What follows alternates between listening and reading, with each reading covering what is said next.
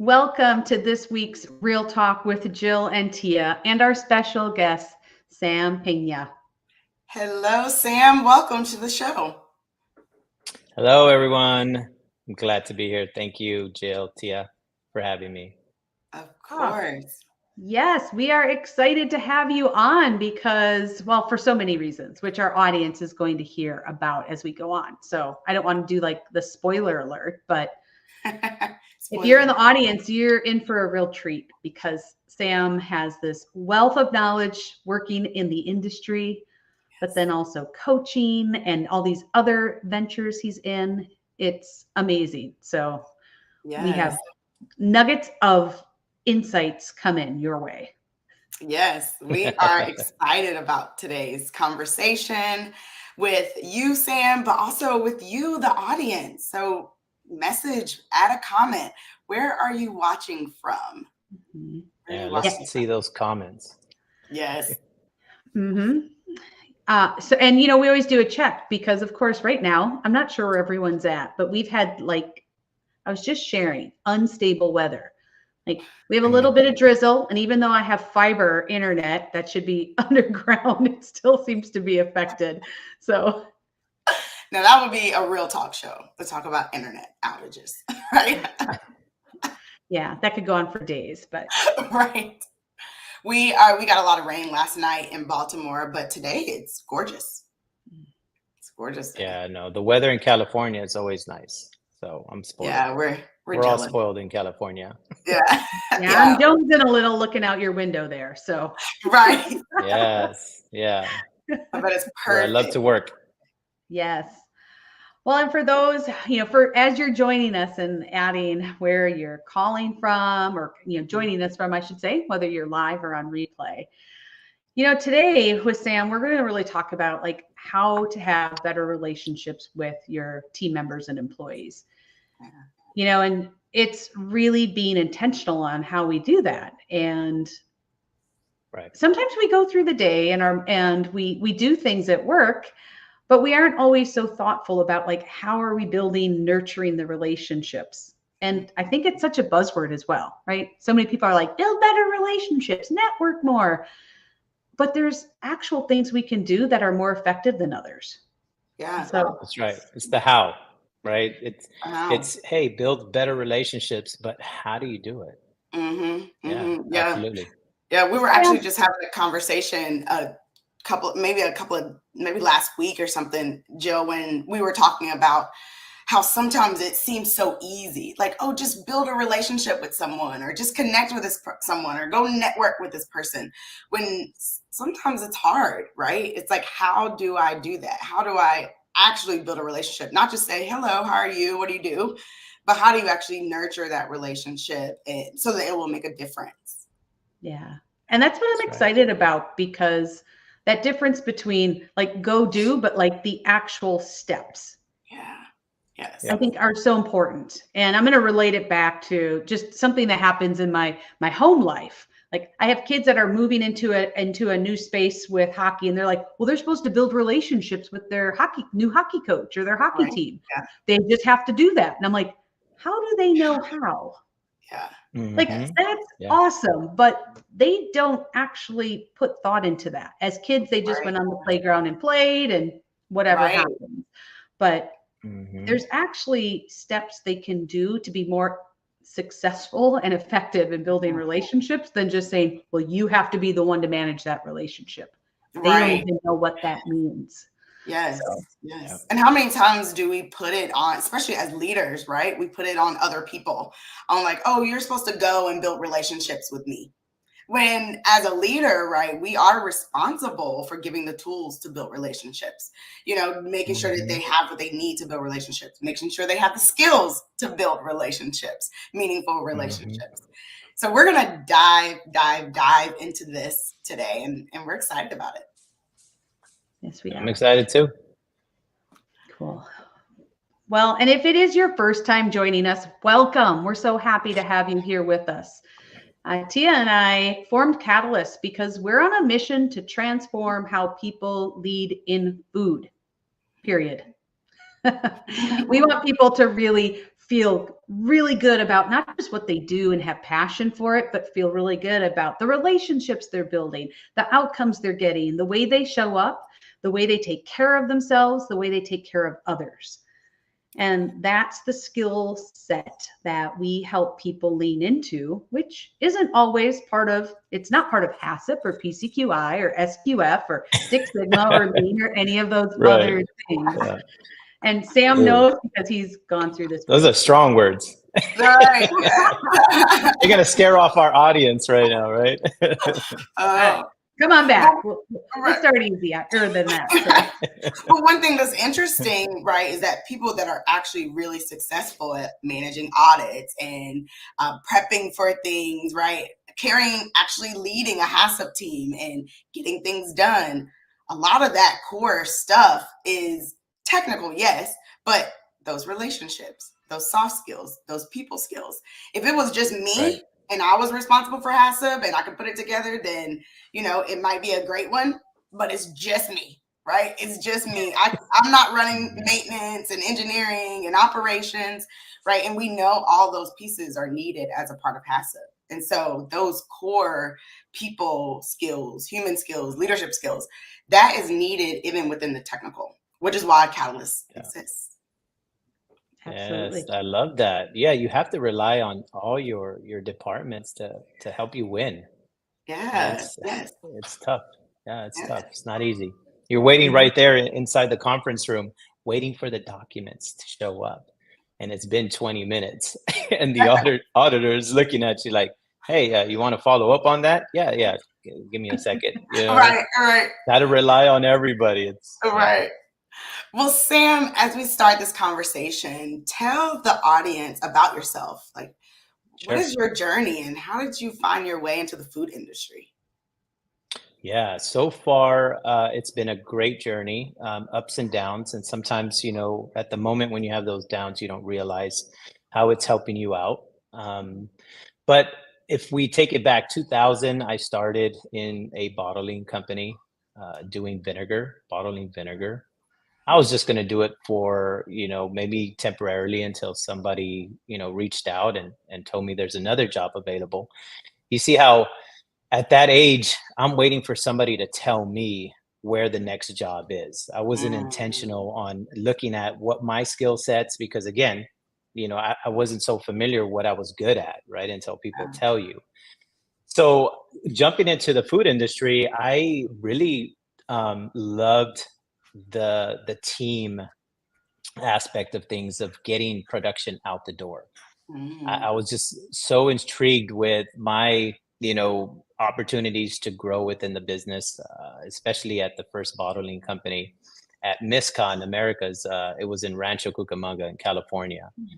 And I worked there for quite some time until I got an opportunity with Nongshim. Nongshim, couple noodles. I don't know if you guys are familiar with that company, but I got a chance to go to Korea for a couple months and got a chance to learn their culture. And then at the time we were in trailers, the building wasn't even built, and we're, you know, writing up SOPs, trying to just make sure that we're ready to go when we launch. I kid you not, it was tough. All the SOPs had to be rewritten. And it was tough, you know, doing a startup, but it was such a great journey going through that experience with Nongshim. And then from there, I got an opportunity with Mission Foods. Mission Foods is a great school. If anybody works at Mission Foods, I mean, you have all the systems in place. So I really thank that company. I had a manager, Martin Murillo, shout out to him if he's listening, but it was just a great mentor of mine. But I learned everything about food safety there. They had a great system on educating one another. Hector Hernandez was leading the food safety team at that time, and just learning so much. I actually got my green belt, Six Sigma green belt there. So I got a chance to work on special projects. And then from Mission, got a chance to go with Fresh and Easy. It was just a small company, just starting out, but it was ready to eat meals. And there was about maybe 40 to 50 changeovers. a day. Can you Wow. imagine how many changeovers, Wow. the amount of support from the quality team, operations, sanitation, maintenance? So that was a great experience. Unfortunately, that company didn't last. So I got a chance to jump to Kraft Foods, where I really enjoyed my time there. Um, Kraft Foods, before it merged with Heinz, we had a sanitation council. So we would get together, all the sanitation managers together, and learn from each other.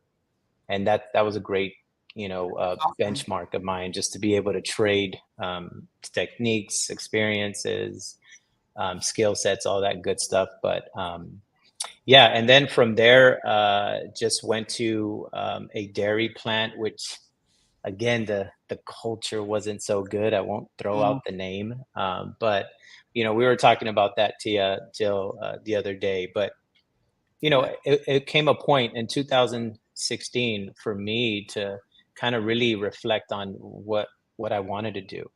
I was always chasing the money. The six figures was a number that I put in Mm, my head. mhm. I'm not sure where that number came from, but that was the number that I was chasing. And finally, when it arrived, I just reflected, and it was a bad culture, and I just didn't want to be there no more. Mhm. So I actually walked into HR, and I'm like, I'm out. And Yeah. I kid you not, for 2 years driving to the facility and getting back on the freeway to go home is literally, 3 minutes. That day, it took me about 15 minutes to find the freeway. That's how deep in thought I was, Wow. reflecting on what I wanted to do. What did I do? I called my wife, and I told her, can you support me in the decision? And yeah, luckily, I have a great wife that supported me in that decision. And I took a year to work on myself, and I started working on coaching, leadership, trying Mhm. to kind of understand what should have I done in that situation. And I brought this up the other day, but believe it or not, the culture is really driven by 1% Mm. of the population, of the people. And the 99% of everybody else, we stay quiet. We don't say anything. So the Mhm. culture just doesn't change. So I do encourage all the listeners to be okay with speaking up, because that's how change happens. And if you realize, if I would have spoken up and mentioned certain things, maybe things would have changed, right? Mhm. Mhm. So taking that journey to leadership and training myself really was amazing. Um, I did John Maxwell training. If you guys are familiar with John Mhm. Maxwell, he just, took me through a whole journey in his training modules. And then did a certification with Tony Robbins. So things like that. I was just trying to find myself, and Yeah. I really realized that I was ready to go back into the industry, and so that's when I got a job with Campbell Soup, and great team there. I still to this day talk to people from Campbell's. I love them. And yeah, and so after 2022, just this fell off from the industry, um, and decided to just do consulting. Came up with an idea that a lot of people, a lot of companies, small companies, need that subject expert, that subject matter expert, but at a low cost, right? Not all of them can afford that $150,000 a year. So I thought that there could be a subscription base that could be beneficial, cost effective, maybe a couple hours a month, but at least it feels safer, it feels good to know that we're there, right? To give us a call and be able to reach out when they need uh, feedback or any decisions that they have to make, right, in quality. So that was a great turning point for me. And then I teamed up with Jerry Galloway for some time last year, from Food Ready, and that's where I've been working ever since last year. And it's a software company but it's in the food industry, and we are behind the scenes with the software. And I'm hearing, as we discuss our software with companies, all their pain points, and it's tough to manage all the systems, like Tia, like what you were mentioning with auditing. And it's just trying to make things easier, simple. I think Yeah. that's the key here, for the future and for my journey with Food Ready, is just to continue educating and showing what software can do. There's just so many great components there. So, but that's been my journey so far. You've had Woo! an amazing career, like stretching so many products and even like size of organization. That's amazing. It is. Mm-hmm. And Sam, I find it fascinating. As you described it, like at the end in my head, what came up was kind of the first part was almost like water, like the path of least resistance. Like you kind of went here, you kind of went there. One was a good experience, one maybe wasn't as fulfilling. But then when you were like, I want to climb out of this valley or up that mountain, like you had to be very intentional. You can't just be the water that flows and it feels okay because whatever's coming. And when you talk about even that shift, that was like, it sounds like a period of a lot of self exploration and connection, and really being intentional on here's where I want to go next, not just where the water's going to flow me to. Yes. Yeah. And that's a good point, because for so long I've been growing, but not intentionally, just, what comes right at us. And now feeling, that empowerment to say, I want to do this, I want to try that. And that goes back to telling our young adults too. Sometimes telling them to do when you grow up. What do you want to do when you grow up? I mean, really, nobody knows what they want to do until they try it. Yeah. So if you really want to go back to young adults, or even to ourselves, what do you want to try? That's a better question.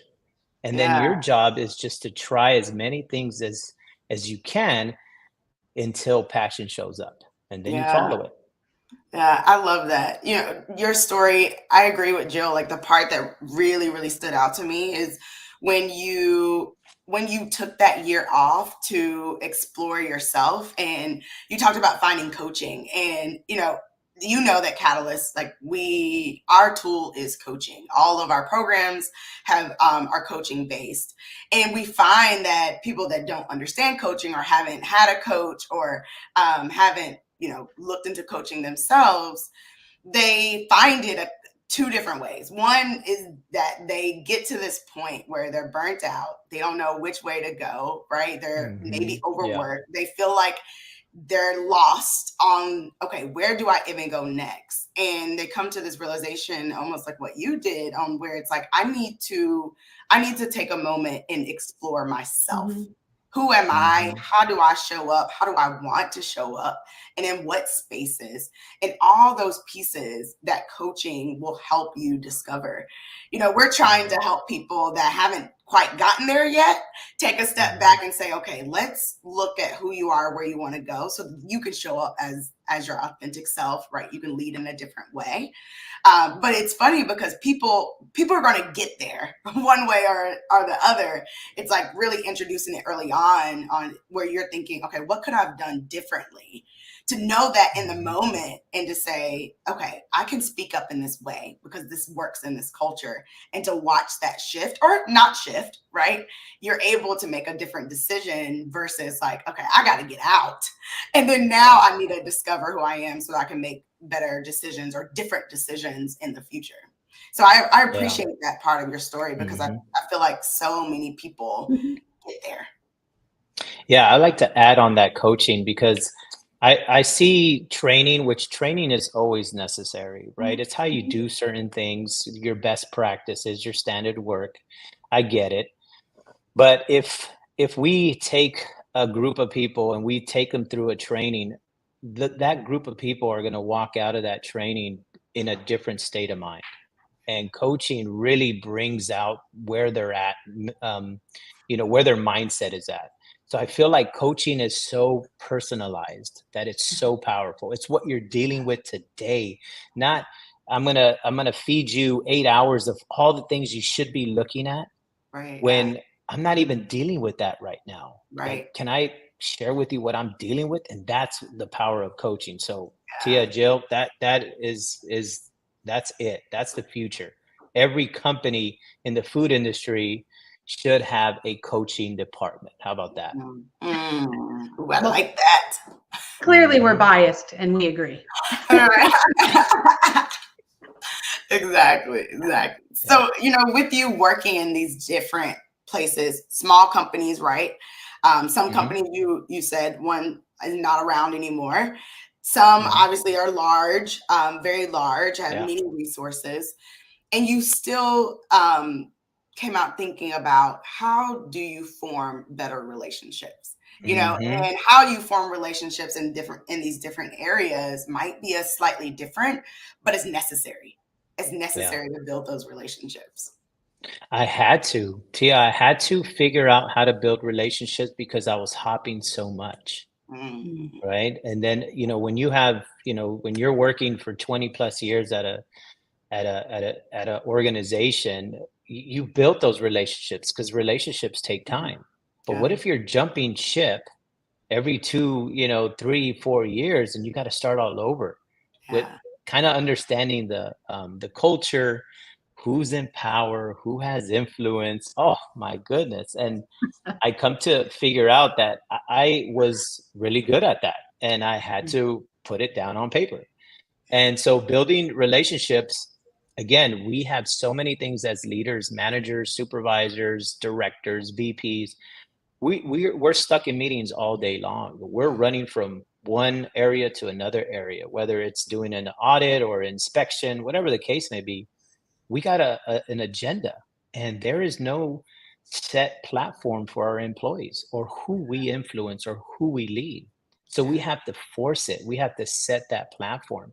So we all do one-on-ones, but I would challenge that. What does your one-on-one look like? Does it look like your employee is reporting to you everything that they're doing? And that's it, right? Let me take you through a scenario on a one-on-one with Sam Peña. I would sit down with my employees and ask them, what is the one thing I can do to make your job easier? Right? And just work on that. Sometimes it would come out with, what do you not like that I do? What's something that I do that irritates you? Or what do I do constantly that affects the job that you're doing? Can you imagine the information and feedback you could get as a leader to really be, intentional in changing your way, your approach, or how you're showing up with your staff, with your team? And so systematically, that's a big key is how do you perform your one-on-one? And if you have 30 employees, well, one-on-ones are going to be tough. You should look at that structure and say, I think I need some team leads, right? And kind of pour into them and give them that whole approach with their one-on-ones with their employees. And I think that's how we build people, right? We have to be builders. So systematically, one-on-one is always key, right? If I asked you, Tia, what's your favorite subject? What would you say? Ooh, favorite subject. Like if I was in school, let's just say biology. I just said it. It could be anything. Biology, right? And if you want to study biology, Tia, where do you go seek that information to study it? I would look at maybe someone who's doing work in the field that biology might lead to, or someone who majored in biology, someone I love who it. Mentorship, right? Mhm. Yeah. So what's your second favorite subject? Math. Math. And how do you study math? Ah, I love math too. I love math. Nerds. So how do you study? No, math nerds. Math until Calc 3. Yeah. Well, I'm an engineer, so I'm like trying to pull from Right. Those Yeah. things. But you seek information maybe the same Same way. thing. Mm-hmm. So here's my question to everybody, audience. Why isn't our favorite subject us? You. Mm-hmm. Why aren't we studying ourselves? And when we could just kind of take a moment and reflect and say, okay, well, how do I study myself? How do I seek that information as if I'm studying biology? Well, it's the people around you that know you the most. Mm-hmm. So it takes courage to ask the question, how Yeah. am I doing as a leader? But what we do, and I used to do it too, I didn't create that safe space for my Mhm. teammates. Mm-hmm. I wouldn't create that safe space because we're going to always tell our boss what we want to hear, what they want to hear. Yeah. And that's just by default. We just don't want to look bad or we want to look good, but we can never be in that middle. Right. So Mm-hmm. that's where we have to be in that middle when we're talking to our employees or our teammates. We have to have that courage to ask them, the hard questions about you, about yourself. So Mm-hmm. that way you can study yourself. And it just doesn't go in the food industry. You could take it, at home. Yeah. Right? How do I be the best mom? How do I be the best spouse? How do I be the best daughter? How do I be the best aunt, cousin? Right? Everything. And to get that feedback, to study yourself, how you are being a great aunt or sister or son, you have to go up to that individual and Yeah. seek that information. And when you have that information, oh my, it is a game changer. Mm-hmm. I'm telling you, it's a game changer. So Yeah. that's number one, is seek the truth. That is Yeah. number one. Seek the truth, and the truth lies within your teammates. And that's how Yeah. you study yourself. Sam, that is so powerful. And, I think it's fascinating how, as humans, while we have this natural curiosity, how our natural protective system can override our curiosity. Yes. And so, even as you talk about how to lean in and be vulnerable and say, yeah, what is seriously, I know there are things I can do better. What's one thing that would make life easier that I can do to support you, that I'm doing wrong, different, whatever. Yeah. But it's amazing how many, and I would have fallen in this category prior to coaching as well, when people would be like, well, do you need any support on being a better leader? I'd be like, well, no, my teams, we're doing fine. We get along. We have great meetings. We're meeting our KPIs. I'd be like, no, it's all good. Right. They would tell me if something was going wrong. Mm-hmm. Mm-hmm. Oh gosh, how I laugh at that, All that prior Jill. right. Well, because even as we hear people like, that are in that space as well, and then they're like, oh my gosh, unexpectedly, one of my people quit. And we're like, these are signs that we get if we can take a moment to be aware and Yeah. go, how is it that I was how did I have this disconnection with someone to not notice that they were burnt out or they were overwhelmed or they were searching for a better opportunity? Right. Yes. Yep. How could I have stepped into that differently? And Right. that's part of the awareness for ourselves and the building relationships and that skill gap. But instead of holding back, because what if somebody tells us something that, God, oh goodness, injures our ego a little bit? That's right. Can we get past that ego?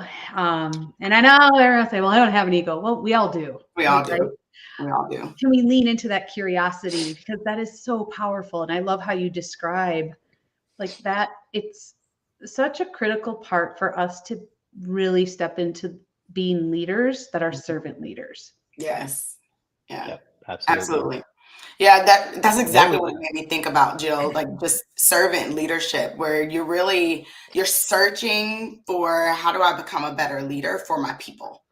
Right. And when you can tap into, okay, something is happening with this person, let's connect with them and look for that truth, Sam, like really dig for that truth.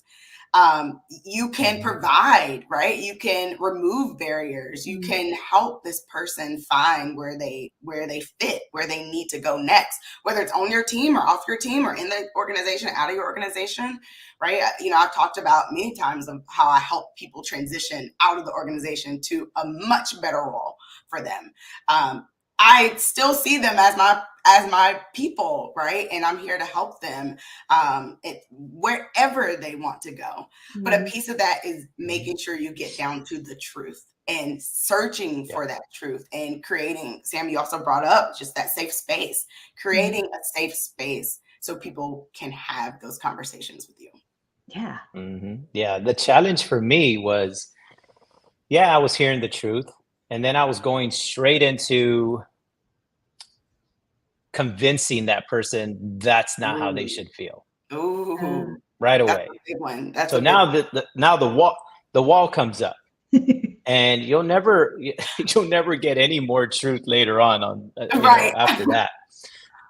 But so I practice in acknowledging everyone's truth, because that's very important. As you go through this journey and having your one-on-ones and seeking the truth, you have to take a minute, present, intentionally knowing that whatever their perspective is, that is their perspective.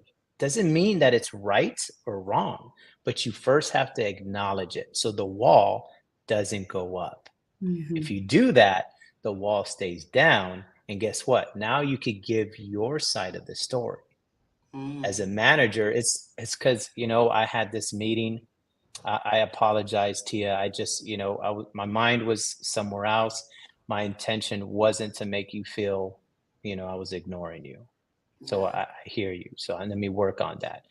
That takes courage. I'm telling you, that takes courage, because it took me a long time to feel comfortable with that. But that is probably one of the biggest challenges that everybody will have as they go through this journey. And I hope everybody does it. It doesn't if you don't want to do it at work, first do it at home. Yes. Do it at home, and you'll see. And then you bring it at work, however you want to do it, or do it at work first, and then you bring it at home. Go to home, right? Whichever one is a higher stake, right? Well, and that's right.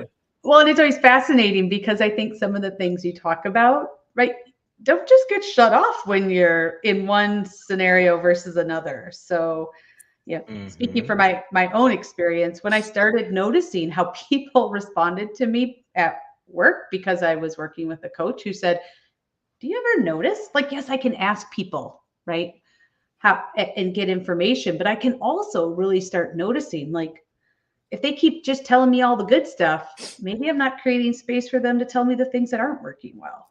If they're always coming up to me and offloading all the crap, well, what do I notice? Like, how do I give them, signals that that's okay, or that maybe I don't need all that stuff today? You can, and then I started noticing at home, like, oh, part of when you get snippy with me, I have teenagers now, so right, like, oh, okay. I noticed. Yeah. Right. Yes. But that sometimes you have to start. Sorry, go ahead, Jill. No, I was just going to say, but I think, like you said, it's creating that space for people to provide, articulate information back to you. But we can also really step into the space where we start being present, like you said, and begin noticing. Just notice. Yeah. And then we go back to the how, right? Create that safe space. But how, Sam? How do you create that safe space? My employee or who I'm leading is just staring at me and just smiling, like, I don't want to tell you the truth. What people are saying in the locker room. But you start, as a leader, you start sharing with them, how you screw up in certain areas. And how you've recognized that, from some other employee maybe mentioned this, and or maybe in a past job that you had, share with them how you screwed up. That's it. That's how you create that safe space, believe it or not. And that's the same thing at home. Just be open to look bad. Yeah. And that's key right there. It's okay to look bad. Okay.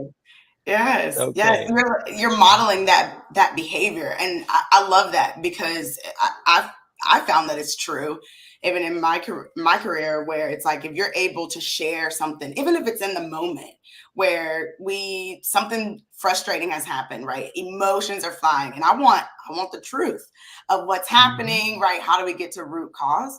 I share it. I'm frustrated too, right? I'm frustrated too. I don't There want you to be. go. It's 2 a.m. I don't want to be here. We're all here. So let's talk, Yeah. right? Let's get Mm-hmm. down to and then people are like, you're frustrated, I'm frustrated, right? This is why I'm Mm-hmm. frustrated. And you start hearing these things flow. And then Yep. afterwards, right? Like there's follow up. There's follow up from it, and there's no, hey, you shared this yesterday. I didn't like the tone. I didn't like, right? There's that follow up of, okay, once it's out, and that's it, and we're moving on from it with that information, and we're not going back Yep. to say, Mm-hmm. all these other things where really you're digging into the fact that they gave you feedback, or Yep. they gave you things that, again, that ego popped up, Mm-hmm. and you feel like you need to give some additional feedback because your ego's in the way or that wall's in the Yep. way. Right. And some of us are going to say, well, Sam, you know what? My boss is not on this call right now listening to you. So, I mean, you know, that's where I'm at right now. How do I get my boss to kind of ask me those questions? Mm. And it's a legitimate question. So Yeah. how do we do that? So you go up to your boss and you ask them, what are your pet peeves? This is what I call about rules. Rules are everywhere. Rules are pet peeves or best practices or things that we believe in, right? But Yeah. we all have those rules. So I ask my bosses, what are your rules? What do you not like that your employees do? Right? Do you like to empower them? Do you like for me to report to you every day? You want me to send you the email? You want me to copy you on Mhm. every email? You want me to do this? You want me to do that? Start the conversation. Yeah. Find out what the rules are and see how you could now, oh, okay.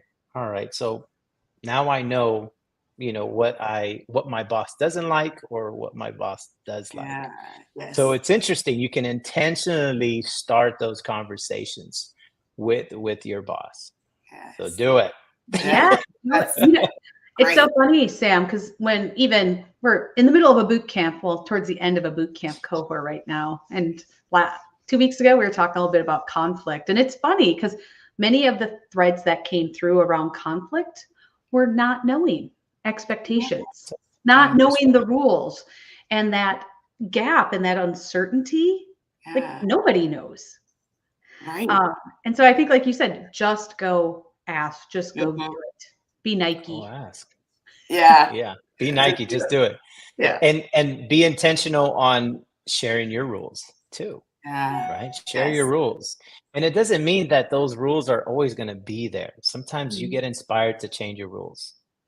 Yeah. And we get Yes. these rules from observing other people when we were little too. I got my master's in psychology because I was so fascinated in understanding our thought process.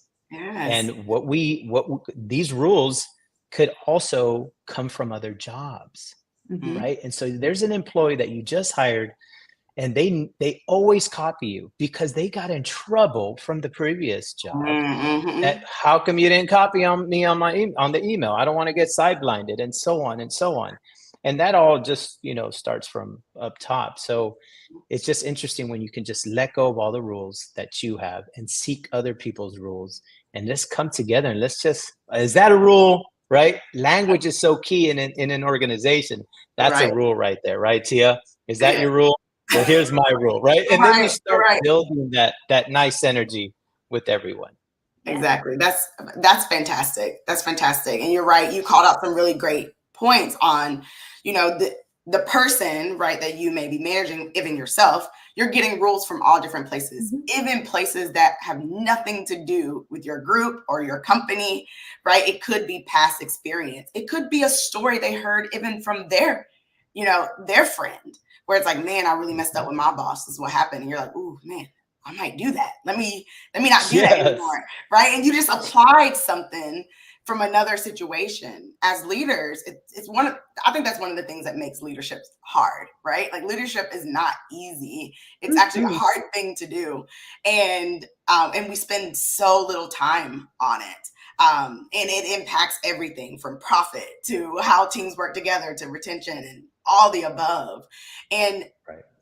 one part that makes it so difficult is that you have no idea where someone is coming up with their rules or what those rules are until you start to ask.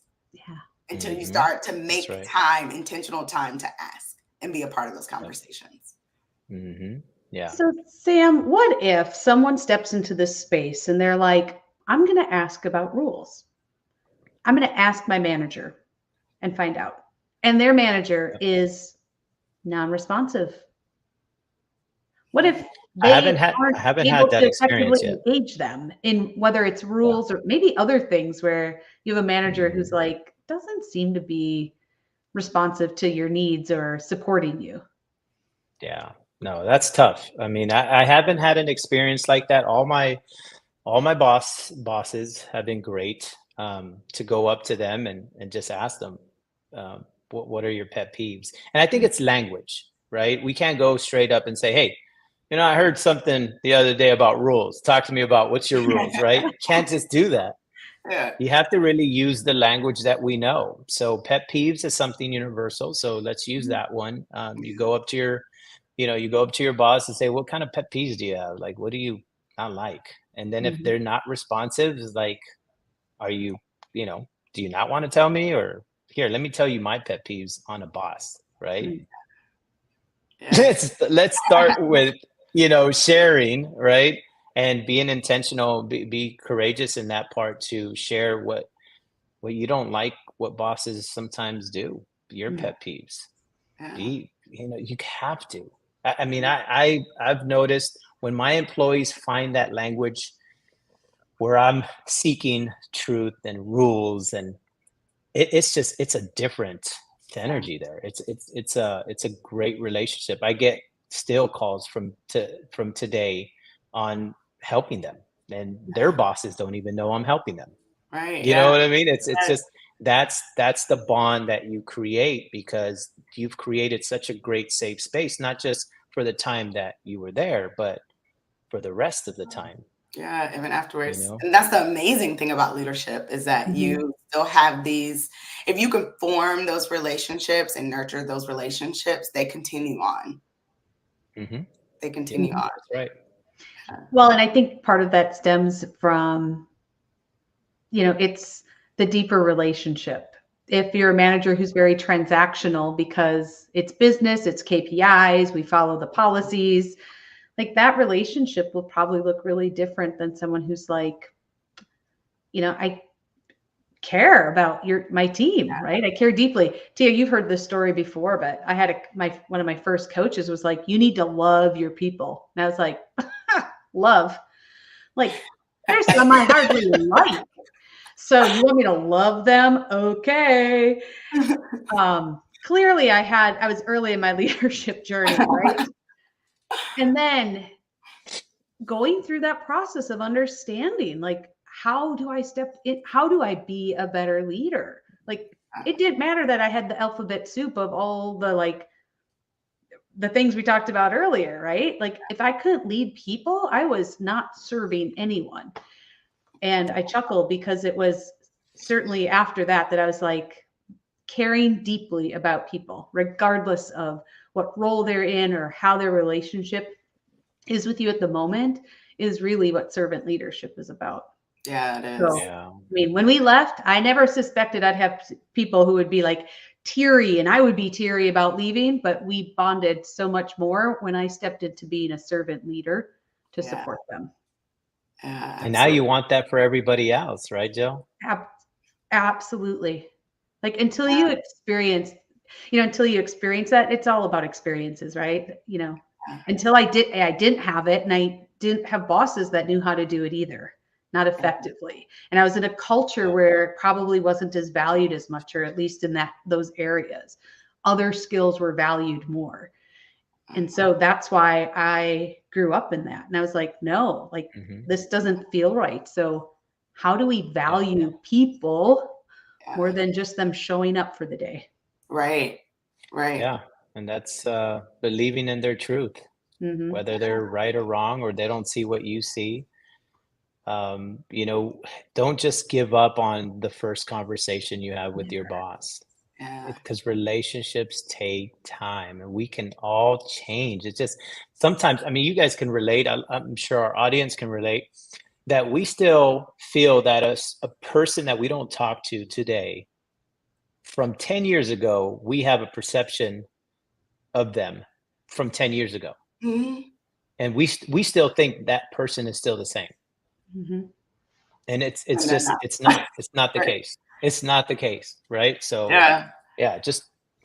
Sam, that's such a good point. There's someone that went through our boot camp, and they had spent 20 years at an organization, and they found themselves in boot camp because their organization signed up leaders into boot camp. And I remember when she came in, she's like, I don't know what I'm going to get from technical leader boot camp. I've worked in the same organization for X amount of years. I've been doing this job for X amount of years. And the more we started to dig right through the concepts and have those conversations, that's one thing that came up, is that she's been in this role for so long, but the people around her have changed. There's new leadership. There's new people coming in. Her whole team, right, doesn't look the same way as it did when she first started in this role. And what she found through boot camp is that she had not built relationships with the people that's there. She built relationships with people earlier on, but now it's like she was almost stuck with, well, I've been here for so long. I've done the relationship build. I don't need to do it anymore, because that's what you do when you first start. When in reality, people change, right? She has changed in her role. What she cared about in the beginning was very different than what she cares about now. And so nurturing those relationships, building new relationships, having conversations, what your pet peeves are today, what are they next year, right? Talking with your team. That's right. Otherwise, people will see you as the same person, even though there's been growth. Or you see people as the same, even though there's been growth, there's been change. Yeah, you triggered something for me. So the assumption that we have, we really don't validate it. We don't verify whether what we're thinking about our employees, how they feel about us. We don't go out and ask. And sometimes we miss that, and we have to, as leaders, know that everybody has, they have a thought about who you are. And it's our responsibility to close those assumptions. Let's close them. And again, it goes back to the platform and having those conversations. But I had a employee come up to me one time and said, you know what, Sam, how come you don't like us? You cut our overtime. That hurt me. Right. And that's not my intention. And I was just going, let's have a talk. Let's have a conversation. Right. But, again, we get objectives from our organization, and we have to execute. We as leaders within an organization, we represent the company, and we have to stick to our plan. If we have to cut the overtime, we have to cut the overtime. So I learned a lot of just have that conversation and that communication that we are no longer going to have overtime, but in a way that kind of allows people to have that conversation with you. In a group setting, it's very difficult to have, but you still have to do it if something has changed within the organization, and you have to be able to communicate to your employees, just do it, right? No more overtime. But what happened? Why? There's all these assumptions that they have. Maybe everybody, 99% of the people said, here we go, no more overtime. But, come summer, we're going to have overtime again. They already know the drill. They already know it. But this one person, their perspective, their perception of what I did was in a negative way, that I didn't like them. Right. And that sucked. Right. But again, that's we have to know there's assumptions everywhere. Everybody's watching you, and everything that you do, how you treat others versus how you treat, them, other people. So having Versus how that you treat systematic, yourself. yes, yeah. So having that systematic platform routine with your employees is so key, just because you're Yeah. always going to be on top of it. You're always, I promise you will. Yeah. And that transparency, in your story, I've had the same exact conversation around overtime with someone, and the transparency of what's going on, right, is just key. And that's on the foundation of that relationship. It's building that safe space and that trust.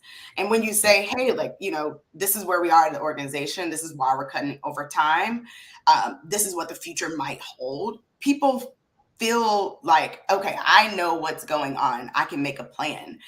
For my teammate, she had one of the highest overtimes in the facility. And of course, we look at how do we get overtime down? And I remember just being super transparent. You are one of the top overtime, employee in the facility. We have to get your time down.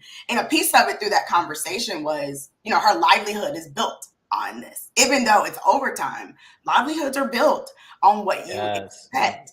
And so we had a really good plan around, okay, how are we going to get there, and how are we going to justify the overtime you are having? That was really the conversation where I care about her life, right? I care about what's happening even outside of work. So I want to make sure she can still sustain herself while also servicing the business. And that transparency allowed her to be even better. It allowed her to document the work that she was doing, which is something we needed to do anyway, right? All of those things sort of fell into place because that transparency was there. Yeah, I learned to take a different approach after that. I just, even though we had to cut down overtime, I never communicated that again to my staff. What I did was that, Tia, is really look at, hey, let's just justify the overtime. And then we found out that, we could work as a team and bring down the process, the standard work that, that had an impact on the overtime. Right. It was a different, strategic way of doing things versus saying, hey, no more overtime. Because I remember still one time there was a supervisor that said no more overtime, and the employees, they left after the 8 hours. They left, and they left the work unfinished. It didn't pass pre-op. What happened? I told them no overtime, and that's what could happen as well too. That's an awesome story. Right. Oh my gosh, Sam, we've covered so many different areas, and I think we didn't even get to everything. So we may have to have a part 2. Oh, awesome. Yes. But for our audience, and I'm thinking sometimes we talked about our LinkedIn doesn't always sync with StreamYard, our streaming provider. So we'll have to go back in and see who has questions or comments and be able to connect on those. But for people who are listening live or on the replay, what are the 2 or 3 things that you would hope the audience takes away from today? I think what we've been talking about, being intentional. We have to be intentional of seeking that relationship with whoever. If it's with our employees or with our boss, just go for it. And don't just do it once, because relationships take time. So I want people to understand that. 2 is really understanding people's truth is not your truth, and respect it, because everybody sees things differently. So we're all unique. We're all unique. So the way you're thinking is also unique. So let's just accept everybody's truth as it is, and let's acknowledge it, and let's share our truth versus trying to convince somebody's truth that it's not what it's supposed to be. And then 3, I would say systematically have your one-on-ones. Look at how we are having our one-on-ones, right? Let's be vulnerable. Let's be open. Let's look bad. Let's create that safe space by starting with ourselves and sharing how we sometimes mess up, how sometimes we struggle, how sometimes we are scared to talk to our own boss.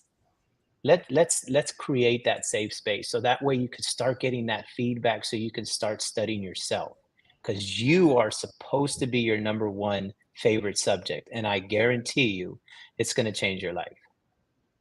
I love that. Thank you so much, Sam, for being on our show today. It has been fantastic talking about building relationships and pet peeves and all the things, and really how to look at yourself, right? How do you look at yourself and learn about yourself so that you can connect with others? So we appreciate you sharing here today with our audience. Thank you, Tia. Thank you, Jill, for having me. Love it. Oh. And if anybody needs to get in contact with me, LinkedIn is the best way.